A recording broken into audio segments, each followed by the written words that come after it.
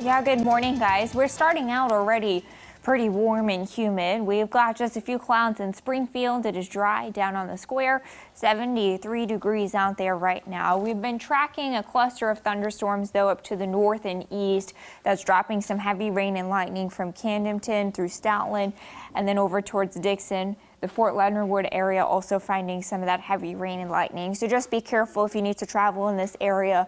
You've got some downpours that could drop visibility, make it maybe a little bit tough to drive in. Otherwise, it's dry in Springfield and warm, 73 degrees right now. It's 74 in Harrison. And of course, it's coming with lots of humidity. So at the pool today, you'll have some showers and storms possible. It'll be partly cloudy out there with a very high UV index and temperatures up around 90 degrees.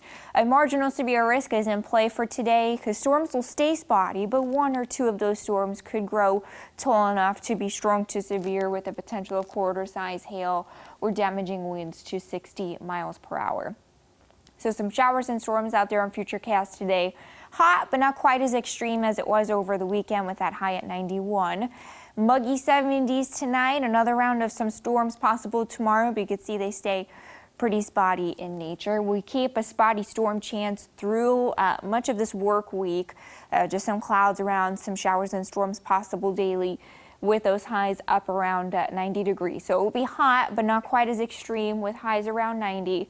Storm chances start to dwindle as we head towards Friday because high pressure comes back. That's going to build the heat back in. The heat becomes extreme again this weekend with highs back in the middle 90s, feeling like 100 to 105. Overall, the weekend staying pretty hot, just extreme heat by the weekend. Joe, Jen. Big day in Nixa. City Council will meet to decide if it will pass a masking ordinance. The current proposal would require anyone to wear a mask or face covering when at a business or in a public space. Some exceptions include when involved in a sporting event, or if you have a medical condition, or if you are deaf or hard of hearing. Failure to comply could result in a $100 fine. Now, it's worth noting, if this does get passed after this meeting at 7 p.m. and after public hearing, it would go into effect Thursday, July 23rd and last for at least 90 days. Looking at news from around the region, a statewide mask mandate goes into effect today in Arkansas.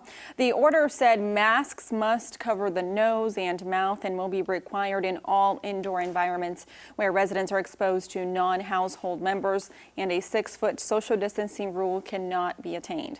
Multiple exemptions were listed in the order as well, including kids under the age of 10 and those with certain medical conditions. Anyone caught not following the state mandate will face a misdemeanor charge punishable by a fine of up to $500. Let's do some news around America for you. There have been nightly protests against police brutality in Portland, Oregon since George Floyd's death in Minneapolis back in May. The mayor says the federal response to the area is also making things worse. The state is now suing federal law enforcement agencies. Oregon's attorney general says she thinks Portland is being used as a test for how to respond to protesters. Every American needs to be concerned about what's happening here in Portland. These federal agencies are operating with no transparency. Democrats in the House said Sunday they were calling on federal inspectors generals to investigate the tactics being used in Portland and in other U.S. cities.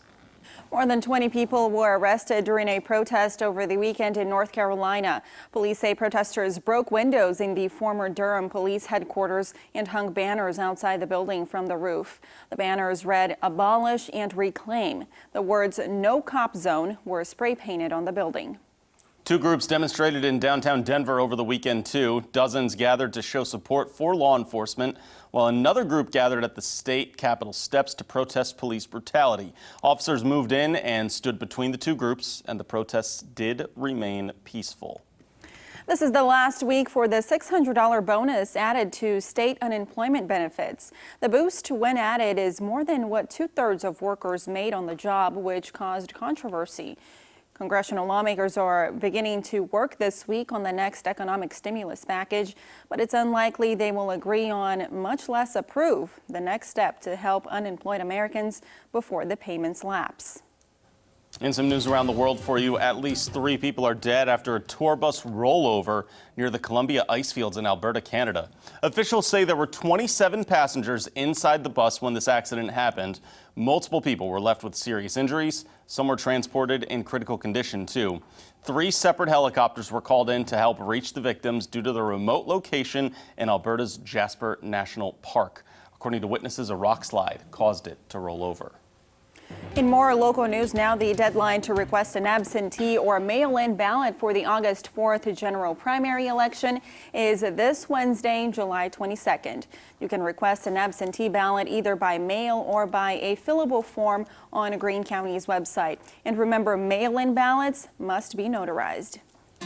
Quick traffic alert for you now. A part of Hazeltine Road will be closed immediately south of the Division Street intersection today.